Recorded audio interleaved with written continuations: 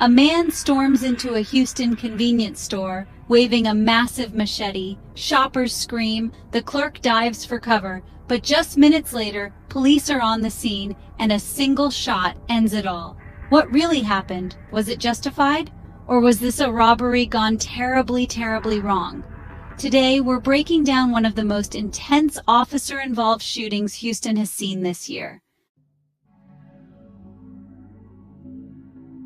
Welcome back to Channel Name, where we bring you gripping real-life crime stories straight from the headlines. Don't forget to hit like, subscribe, and turn on the bell so you never miss a chilling update. Today's story is about a routine robbery that turned into a terrifying machete showdown in the heart of Houston, Texas. And trust me, you won't believe how fast it all went down. The suspect was later identified as 35-year-old Darnell James, a man with a troubled past and a criminal record that included multiple robbery charges, minor assaults, and drug possession. Those who knew Darnell described him as unstable and desperate, someone who had recently lost his job, his apartment, and was reportedly living on the streets. In the days leading up to the incident, surveillance footage shows Darnell pacing outside multiple stores in the Houston Heights neighborhood. But on that fateful afternoon, he walked into one particular convenience store, and everything changed. It was just after 2:15 p.m. The store wasn't busy, just a couple of shoppers and the store clerk behind the register. Without warning, Darnell burst through the door with a black hoodie covering his face and a 17-inch machete gripped tightly in his right hand. Security cameras captured the chaos, customers scrambling behind shelves, the cashier backing away with hands up, and Darnell yelling for money. "Don't move! Give me the cash! I swear I'll slice you up!" Witnesses reported hearing him scream. The terrified clerk managed to hit a silent alarm under the counter before backing away. Darnell lunged toward the counter but didn't realize the police were already on their way. Houston police officer Carlos Medina was the first to arrive at the scene, less than 3 minutes after the alarm was triggered.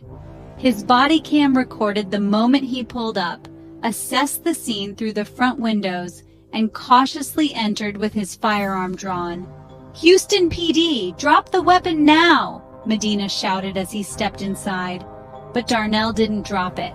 Instead, he turned, raised the machete, and took a threatening step toward the officer. The standoff lasted just 7 seconds. 7 seconds of shouted commands, frozen fear, and honestly, fatal decisions.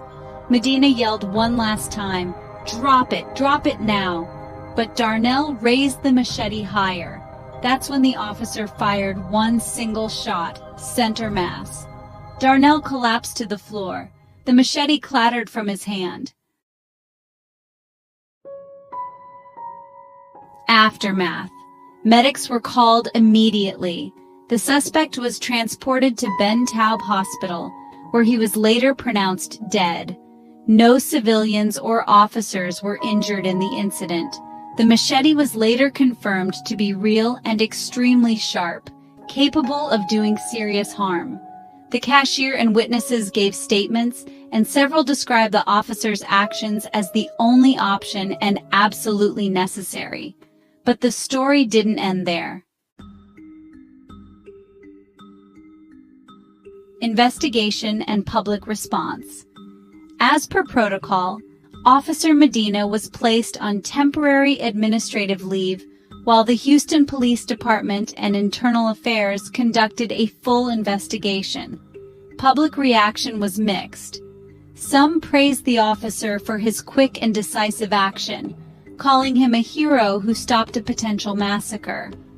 Others questioned whether lethal force was necessary, pointing out that the suspect never actually struck anyone with the machete.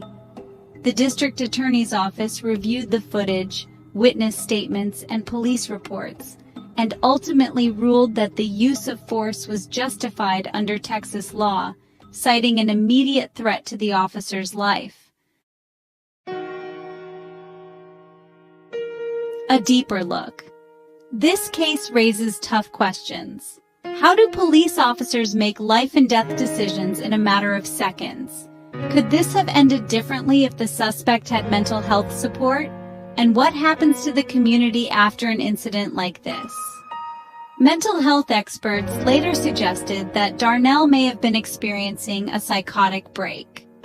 Friends said he hadn't been taking his medication and had been acting paranoid in the days before the robbery.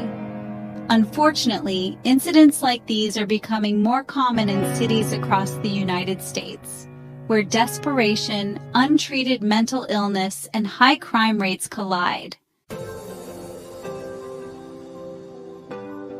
What do you think? Did Officer Medina act in self-defense, or was there another way this could have ended? Let us know your thoughts in the comments below. And if you found this story intense, gripping, or important, don't forget to like the video, subscribe to the channel, and share it with someone who follows real crime stories. Until next time, stay safe, stay aware, and stay curious.